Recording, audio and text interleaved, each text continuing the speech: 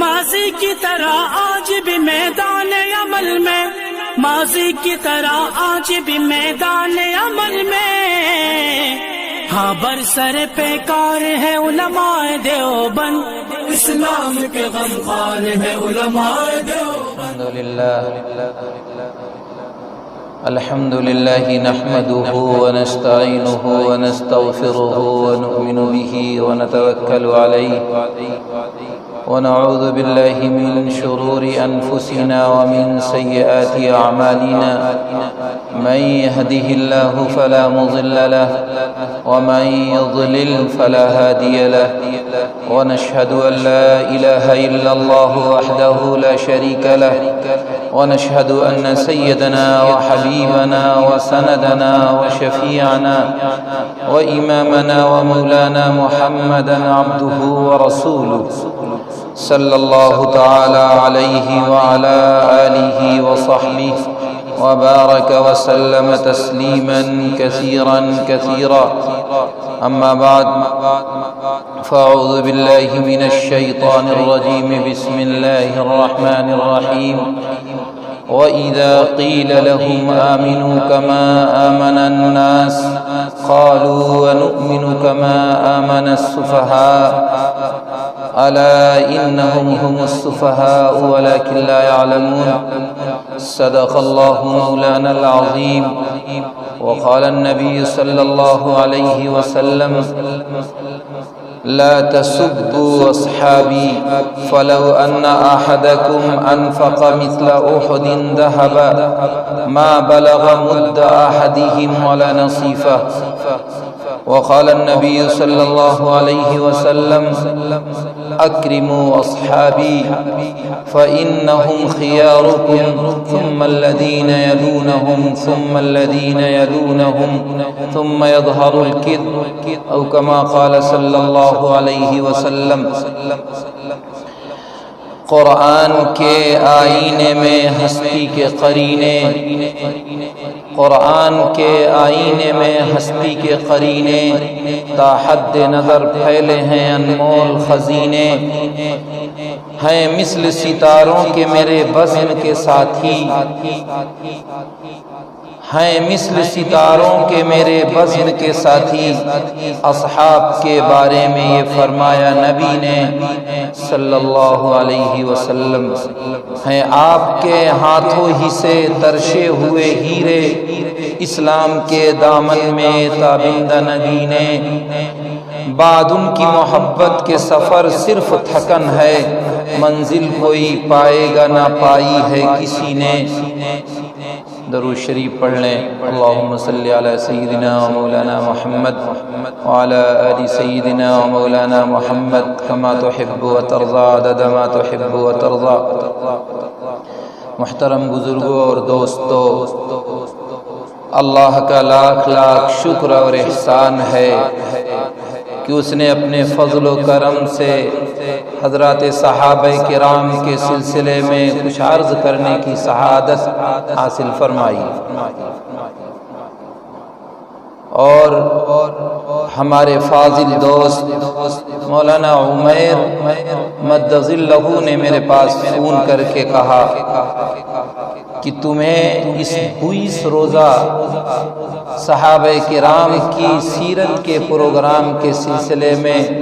کچھ دیر لب کشائی کرنی ہے۔ میں نے بھی اپنی سعادت سمجھی اور صحابہ کرام کے بارے میں کچھ عرض و معروض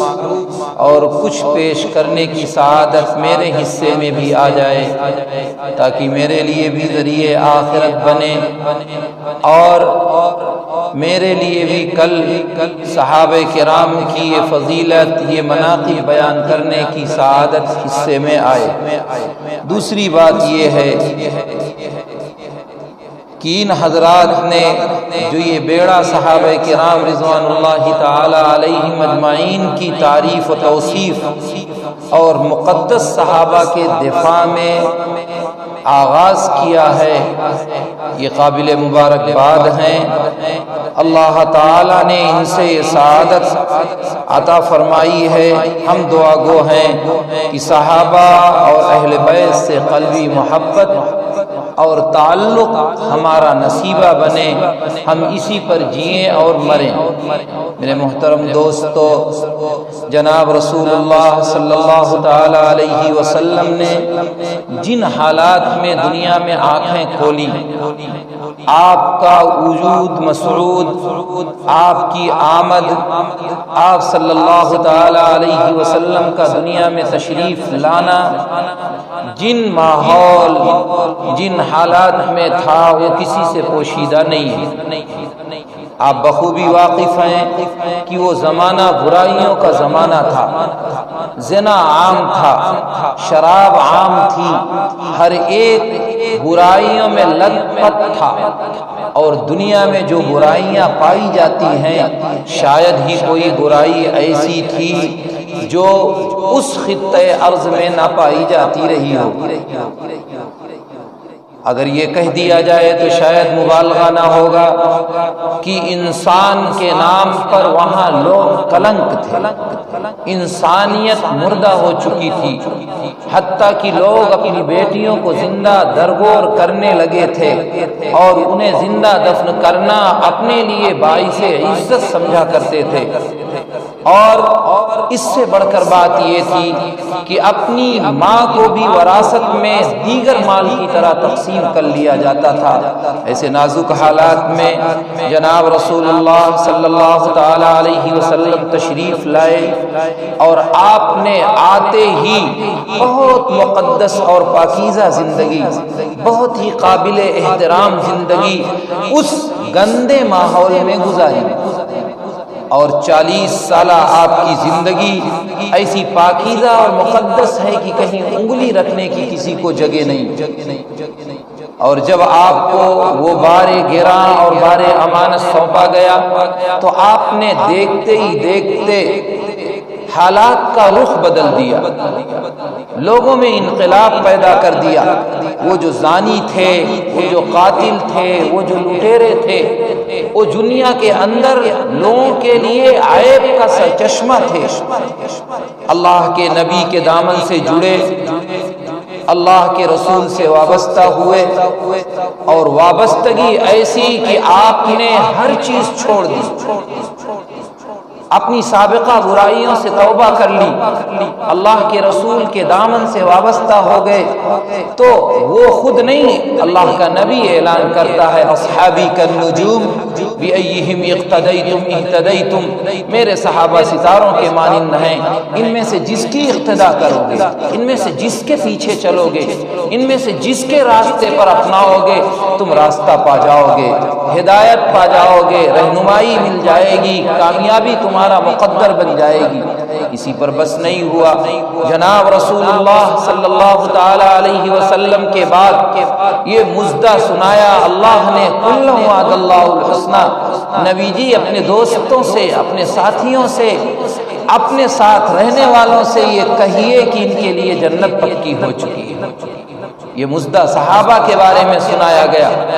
صحابہ کرام رضوان اللہ تعالی علیہم اجمعین کی مقدس جماعت کے بارے میں سنایا گیا۔ آپ کو بتلایا گیا کہ یہ صحابہ دین کے لیے داعی کی حیثیت ہی نہیں ہے، بلکہ یہ دین کی ضمانت ہیں۔ اگر انہیں بیچ سے ہٹا دیا جائے، اگر انہیں بیچ سے کنارے کر دیا جائے تو آپ صلی اللہ تعالی علیہ وسلم کا دین ناقص ہو جائے گا، آپ کی تعلیمات ناقص ہو جائیں گی، آپ کا لایا ہوا وہ مشن، آپ کا لایا ہوا وہ پیغام ادھورا ہو جائے گا، قرآن کی تعلیمات ناقص ہو جائیں گی، آپ کی احادیث نبویہ ناقص ہو جائیں گی، اور دین کے اندر نقص پیدا ہو جائے گا۔ اگر یہ کہا جائے تو شاید مبالغہ نہ ہوگا کہ نبی کریم علیہ الصلاۃ والسلام کی وہ تمام صفات جو نبوت کو چھوڑ کر کے آپ کے اندر پائی جاتی تھی، فردن فردن یکے بعد دیگرے تمام صحابہ کے اندر موجود تھی، اور تمام صحابہ ان اوصاف حمیدہ سے کسی نہ کسی سے متصف ضرور تھے۔ اس لیے صحابہ کے بارے میں اب ایک رائے ہموار کی جا رہی ہے، ایک مخصوص فرقے کی طرف سے پہل تانا زنی کی جاتی تھی، صحابہ پر الزام تراشی کی جاتی تھی، لیکن اب ان کی دیکھی دیکھا اپنوں میں بھی کچھ لوگ ایسے ہو گئے ہیں جو صحابہ کرام پر کیچڑ اچھالتے ہیں، صحابہ کرام کی اس نفوس قدسیہ کے ساتھ بدتمیزی اور ایسے الفاظ استعمال کرتے ہیں جو استعمال نہیں کرنا چاہیے۔ حالانکہ نبی کریم علیہ الصلوۃ والسلام نے فرمایا، اے لوگو میرے صحابہ کو گالی مت دو، انہیں برا بھلا مت کہو، ان پر تانا زنی مت کرو۔ سبن کا لفظ استعمال کیا گیا، گالم گلوش کے لیے شتم کا لفظ آتا ہے، یعنی کوئی بھی ایسی بات زبان سے ان کے لیے نہ نکالو جس سے پتہ چلے کہ ان کی شان میں توہین ہو رہی ہے، ان کی شان کی خلاف ورزی ہو رہی ہے۔ کیوں؟ اس لیے کہ ان کی فضیلت، ان کا عہدہ، ان کا مقام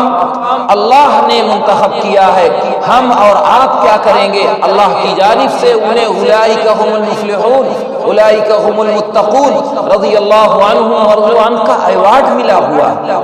صحابہ کرام رضوان اللہ تعالی علیہم اجمعین مقدس ہستی ہیں، نبی کریم علیہ الصلوۃ والسلام کے ساتھی ہیں۔ اللہ کے رسول صلی اللہ تعالی علیہ وسلم نے فرمایا، اگر تم میں کوئی شخص احد پہاڑ کے برابر سونا صدقات اور خیرات کرے، اسے اللہ کے راستے میں خرچ کرے اور اسے اللہ کے ضرورت مند بندوں کی حاجت روائی میں استعمال کرے، تو وہ اتنا بھی درجہ نہیں پا سکتا جتنا ایک صحابی معمولی سا ما بلغ مد احدہم او نصیبہ، کہ اگر 1 کلو آدھا کلو کوئی صحابی خرچ کر دے، اللہ کے راستے میں صدقہ اور خیرات کر دے، اللہ کے راستے میں دے دے، تو وہ اس احد پہاڑ کے سونے ہونے والے صدقے سے زیادہ بہتر ہے، اس سے برگزیدہ ہے۔ اتنی فضیلت ہے۔ احد پہاڑ 15 کلومیٹر اور 17 کلومیٹر میں پھیلا ہوا ہے، اور اس کے سونے اور سونے کی اہمیت آپ بخوبی واقف ہیں۔ اس لیے صحابہ کرام کے بارے میں کچھ کہنا، صحابہ کرام کے بارے میں طنز کرنا، یہ ہمارا اور آپ کا شیوا نہیں ہونا چاہیے۔ نبی کریم علیہ الصلوۃ والسلام نے کتنی قربانیاں دے کر دین ہم تک پہنچایا۔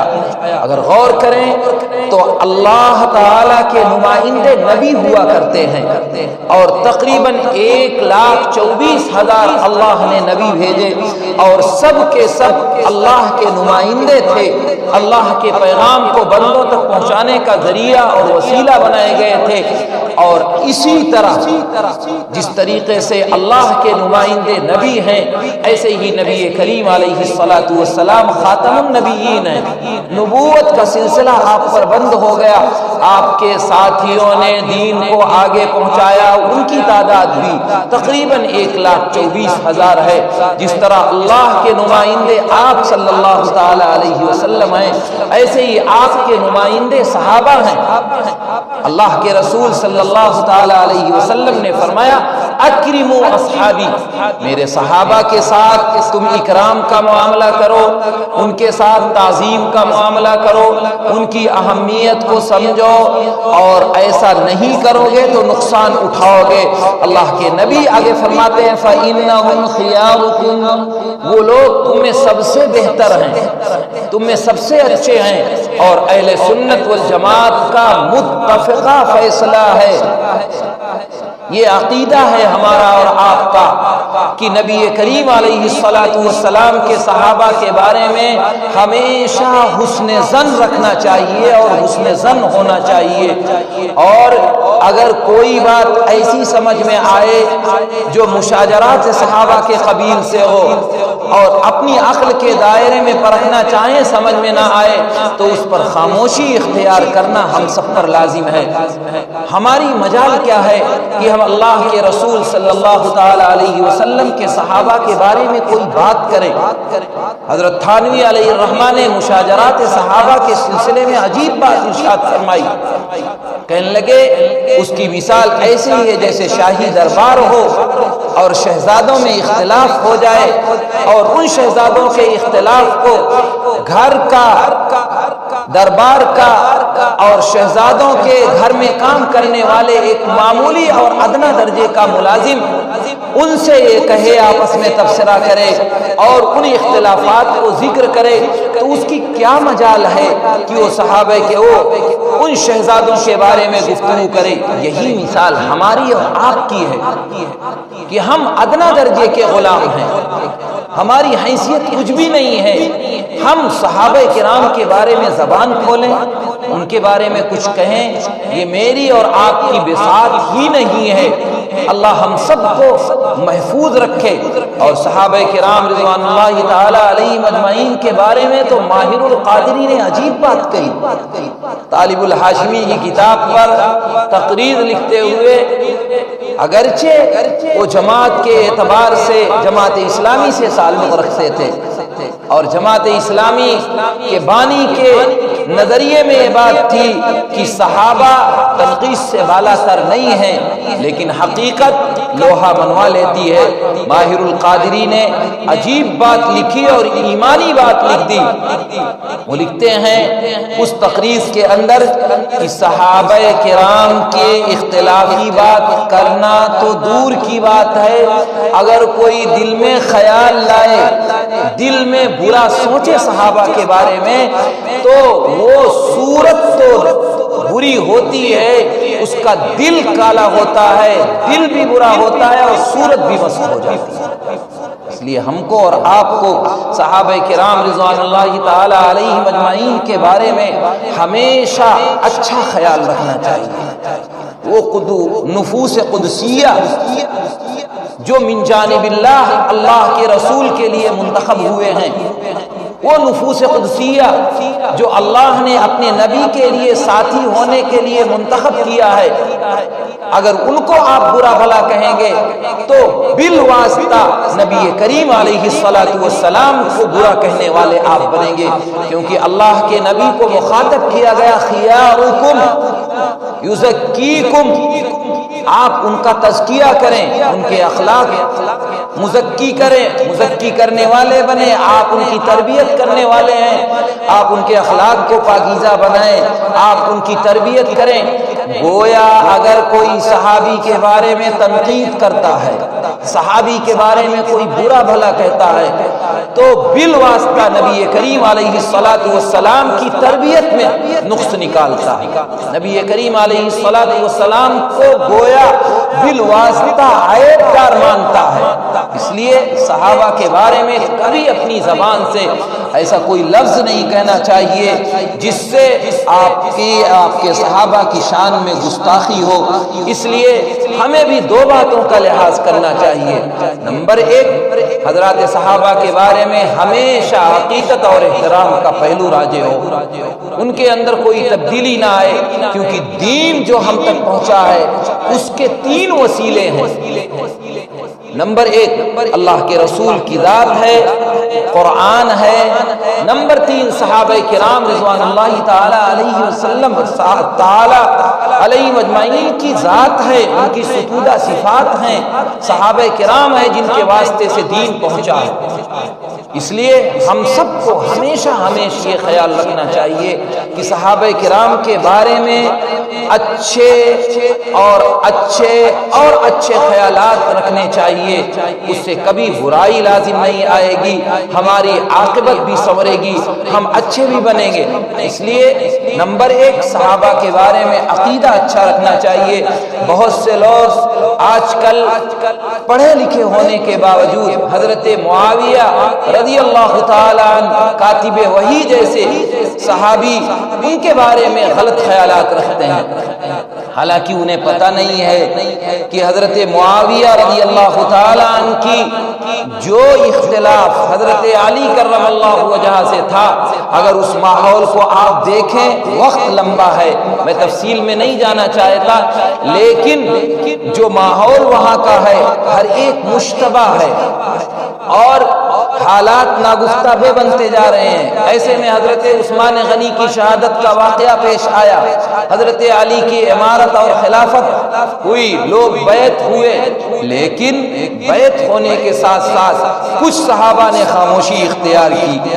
اور کچھ لوگوں نے اللہ کے رسول کے داماد حضرت علی کے ہاتھ پر بیعت نہیں کی، ان میں سے حضرت معاویہ ہیں، لیکن یہ اختلاف حضرت معاویہ رضی اللہ تعالی عنہ کا وہ اختلاف ذاتی عناد یا دشمنی نہیں ہے، یہ اجتہادی اختلاف تھا، یہ رائے تھی، آپ نہیں جانتے۔ اس اختلاف کی بنیاد اگر حضرت معاویہ متہم ہے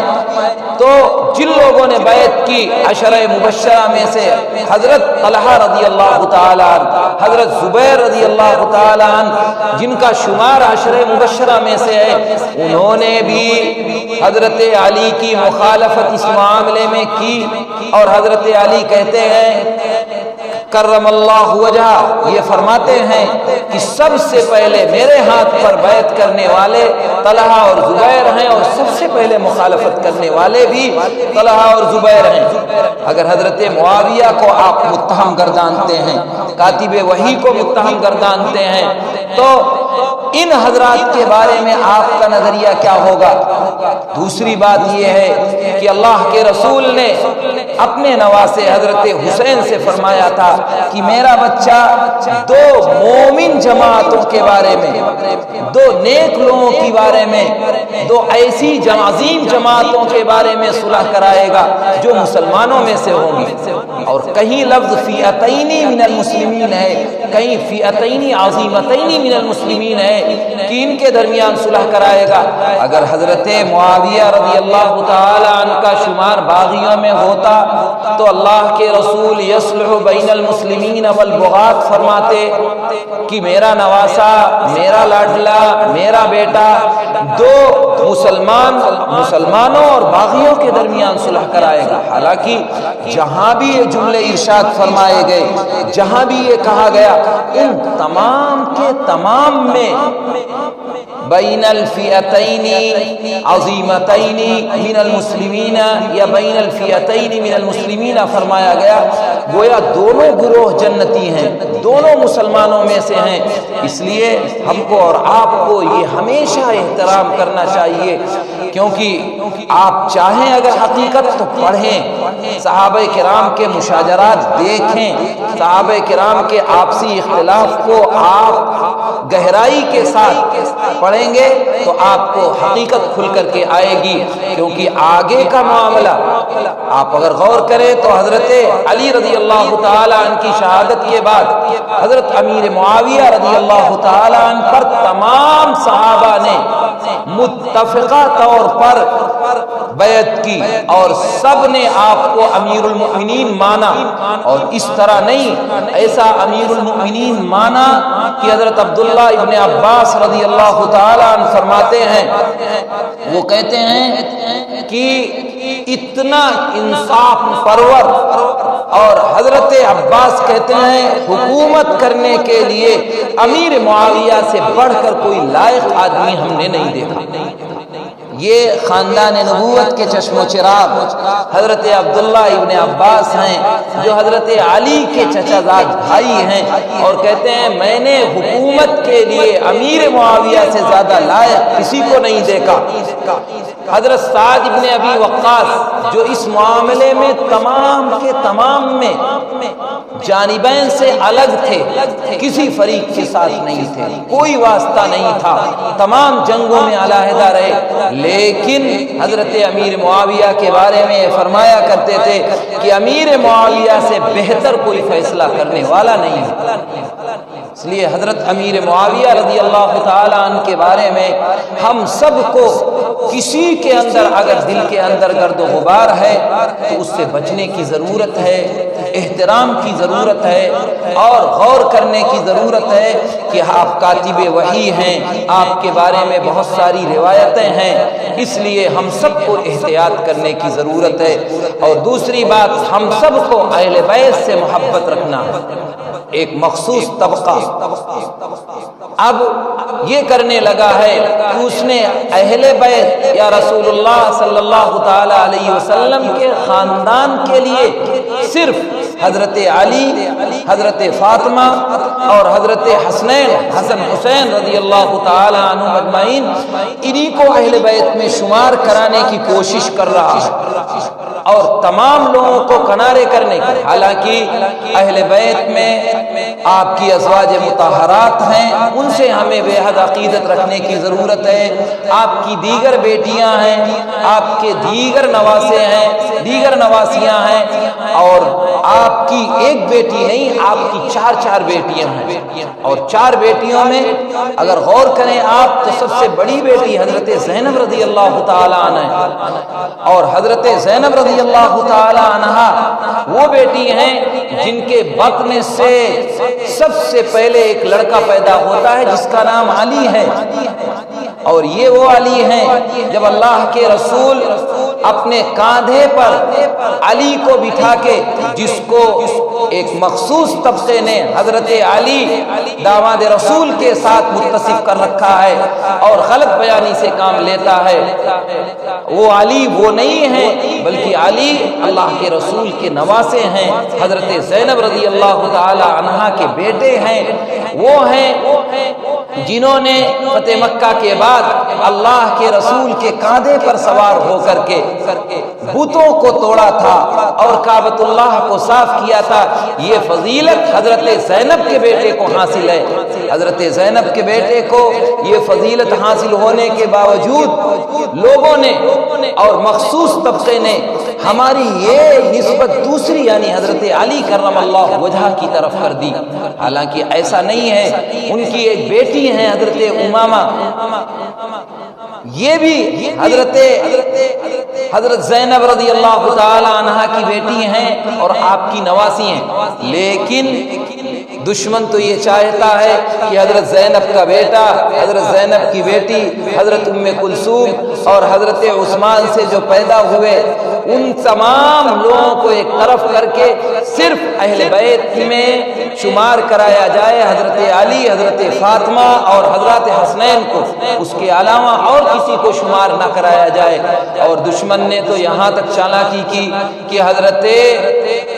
فاطمہ کے علاوہ 3 بیٹیوں کو سرے نو ختم کر دیا۔ اللہ کے رسول کی بیٹی مانتے ہی نہیں ہیں۔ اس لیے ہم کو اہل بیت سے تعلق رکھنے اور محبت اور عقیدت رکھنے کی ضرورت ہے، اور ہم کو یہ کام اس طرح کرنا ہوگا کہ ہم مطالعہ کریں، اپنی اولاد کو آل رسول کے بارے میں بتلائیں، ازواج مطہرات کے بارے میں بتلائیں، کیونکہ اہل کا لفظ قرآن نے جہاں استعمال کیا ہے ہر جگہ اللہ کے رسول کی بیویوں کے لیے استعمال کیا ہے۔ اور ہمارے ہاں عرف میں بھی گھر والے، خاندان والے کہا جاتا ہے تو سب سے پہلے بیویاں شمار ہوتی ہیں، بچے اپنے شمار ہوتے ہیں۔ بیٹیاں اگر اپنے گھر کی ہو گئی ہیں تو ان کا شمار اور نمبر بعد میں آتا ہے۔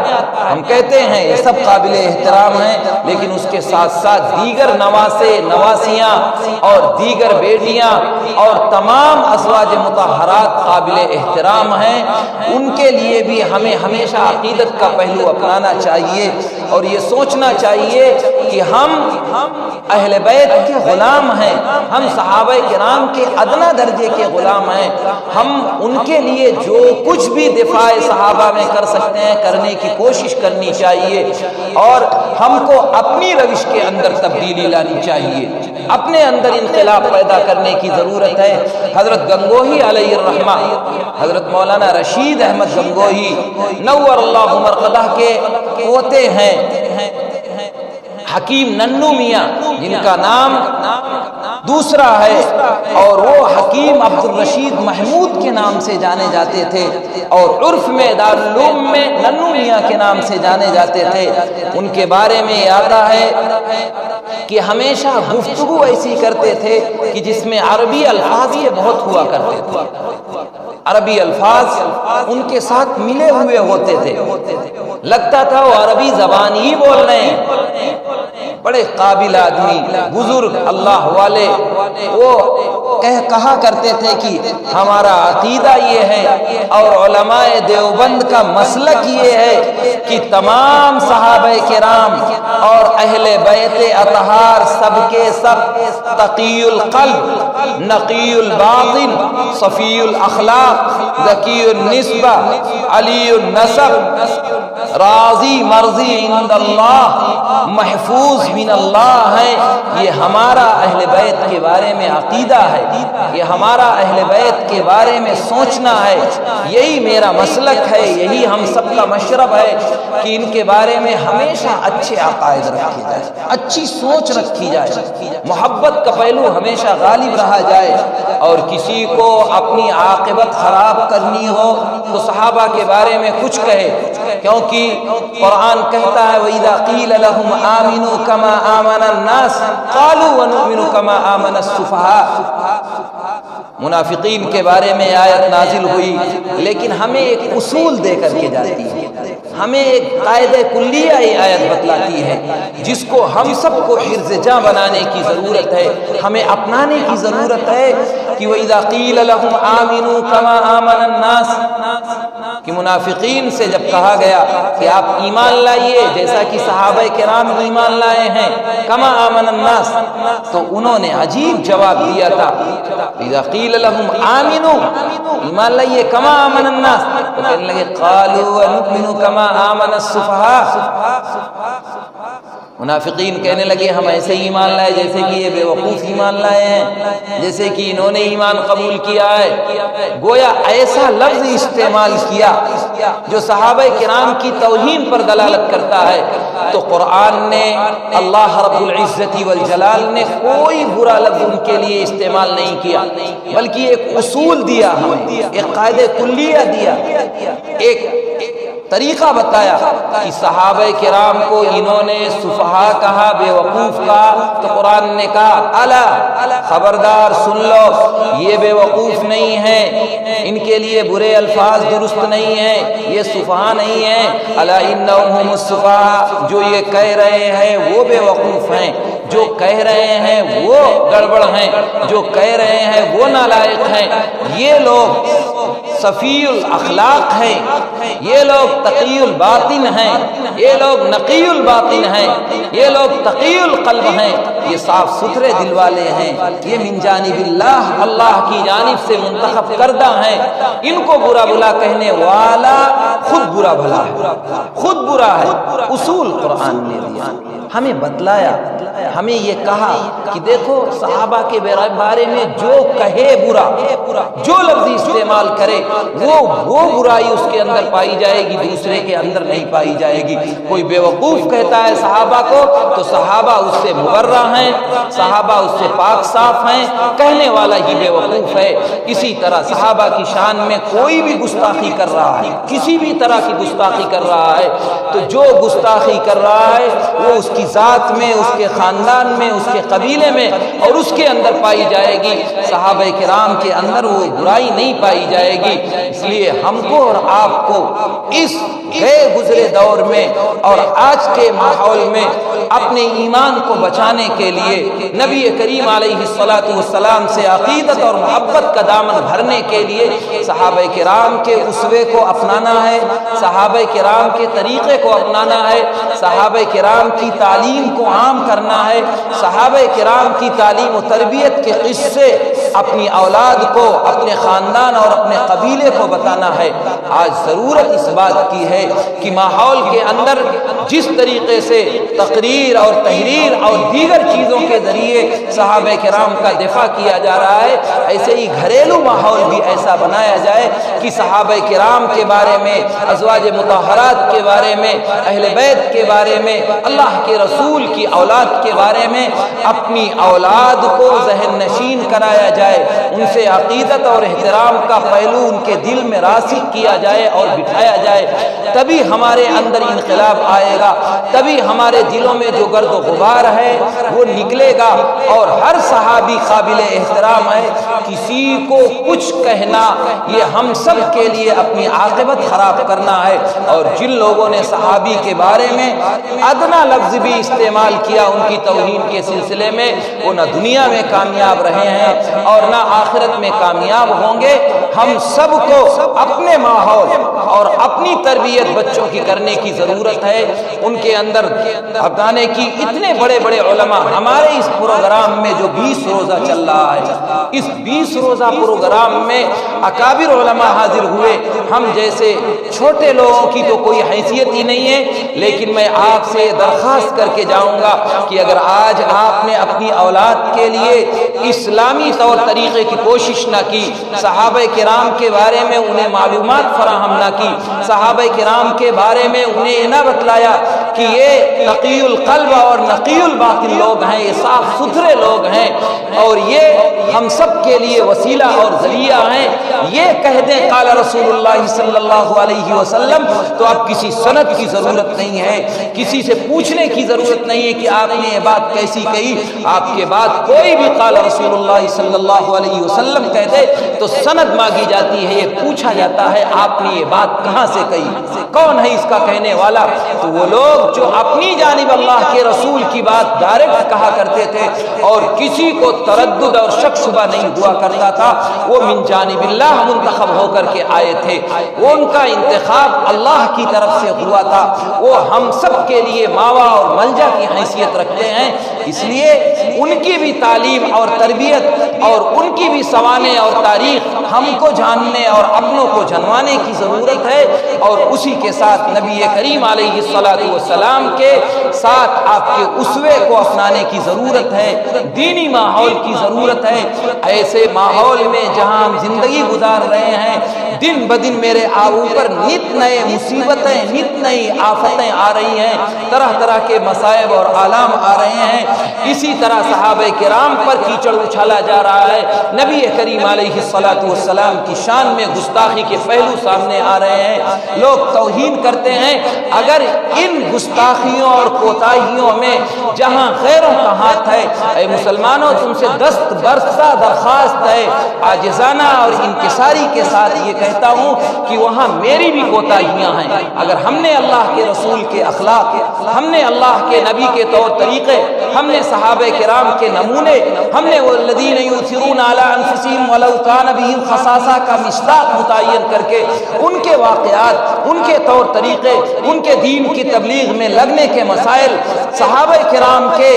جہاد اور صحابہ کرام کے قربانی کے واقعات بیان کیے ہوتے عوام سے، تو آج وہ اخلاق ہمارے اندر بھی ہوتے، وہ صحابہ والا جذبہ میرے اندر بھی ہوتا، وہ قرآن سے محبت اور شغف صحابہ والا ہمارے اندر بھی ہوتا، تو آج غیر قوم اور غیر لوگ جو ہمارے صحابہ پر گستاخیاں کرتے ہیں، آج ان کی ہمت نہ ہوتی۔ اگر گستاخی وہ کرتے ہیں اپنی زبان سے تو ہم بھی کم نہیں ہیں، ہم اللہ کے رسول کی شان میں گستاخی اپنے طور طریقے سے، اپنے معاشرے، اپنی سوسائٹی، اپنی کلچر اور اپنی تہذیب سے کرتے ہیں، اپنے لباس سے کرتے ہیں، اپنے گھر کے ماحول سے کرتے ہیں، ہم ہر چیز سے اللہ کے رسول کی شان میں اور صحابہ کرام کی شان میں گستاخی کر رہے ہیں۔ تو اگر کوئی زبان سے کر دے تو یہ جہاں اس کی غلطی ہے وہی میری غلطی ہے، اگر وہ مجرم ہے 50% کا تو ہم 60% مجرم ہیں، اور یہ کہنے میں کوئی مجھے تعمل نہیں ہے، میں برملا کہہ سکتا ہوں کہ اگر صحابہ کے طور طریقے میرے اندر آ جائیں اور ہمارے گھروں کا ماحول صحابہ کرام کی سیرت سے مزین ہو جائے، ان کے طریقے میرے اندر آ جائیں، تو دنیا کی کوئی طاقت نہیں ہے جو ہمیں اور ہمارے صحابہ کی شان میں گستاخی کرے اور نبی کریم علیہ الصلوۃ والسلام کی توہین کرے۔ ظہر الفساد فی البر والبحر بما کسبت ایدی الناس، کہ کوئی بھی فساد رونما ہوتا ہے کسی بھی طریقے اور کسی قبیلے کا ہو تو وہ میرے اپنے کرتوت ہوتے ہیں، پہلے میں کرتا ہوں پھر مجھے دیکھ کر کے کوئی کرتا ہے۔ آج سنتوں کا جنازہ یوں نکل رہا ہے، صحابہ کرام کے طریقے کا جنازہ یوں نکل رہا ہے، مسلمان ایسے نکالتا ہے محسوس ہوتا ہے یہ دین کی کوئی چیز نہیں، سنت کوئی چیز ہی نہیں، فرائض ہمارے لیے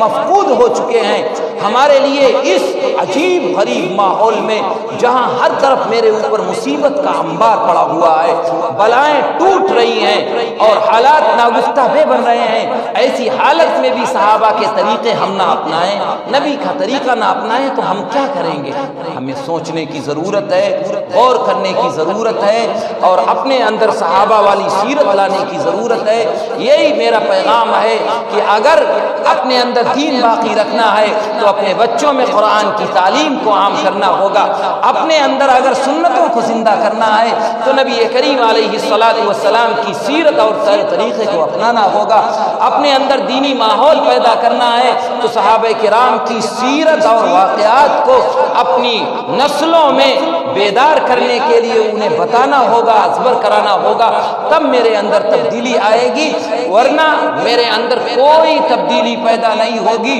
جب تک ہم اپنے اندر احساس پیدا نہ کریں تبدیلی کا، جب تک ہم اپنے اندر تغیر کا احساس نہ پیدا کریں، جب تک میرے اندر جذبہ ولولہ پیدا نہ ہو، احساس ذمہ داری نہ ہو، کسی کو کچھ کہنے کی ضرورت نہیں ہے۔ ہم بدلیں گے انقلاب آئے گا، ہم بدلیں گے زمانہ بدلے گا، ہم بدلیں گے اولاد بدلے گی، ہم بدلیں گے ہماری نسل بدلے گی، اور جب نسل بدلے گی تو یہ آنے والی نسلیں ان پر قوم کا مدار ہوتا ہے، یہ ریڑھ کی ہڈی کی حیثیت رکھتے ہیں، اگر یہ بدل جائیں تو ہم سب بدل جائیں گے، لیکن بدلو تو وَإِن تَتَوَلَّوْا يَسْتَبْدِلْ قَوْمًا غَيْرَكُمْ ثُمَّ لَا يَكُونُوا أَمْثَالَكُمْ۔ اپنی روش بدلو، اپنے طریقے بدلو، اپنی تہذیب بدلو، اپنا کلچر بدلو، اپنی ثقافت بدلو، اپنے اندر تبدیلی لاؤ۔ اگر تبدیلی نہیں لاؤ گے تو پھر اللہ ہم سب کو بدل دے گا۔ تاریخ شاہد ہے اللہ نے کتنی قوموں کو بدل دیا اور دوسری قوم پیدا کر دیا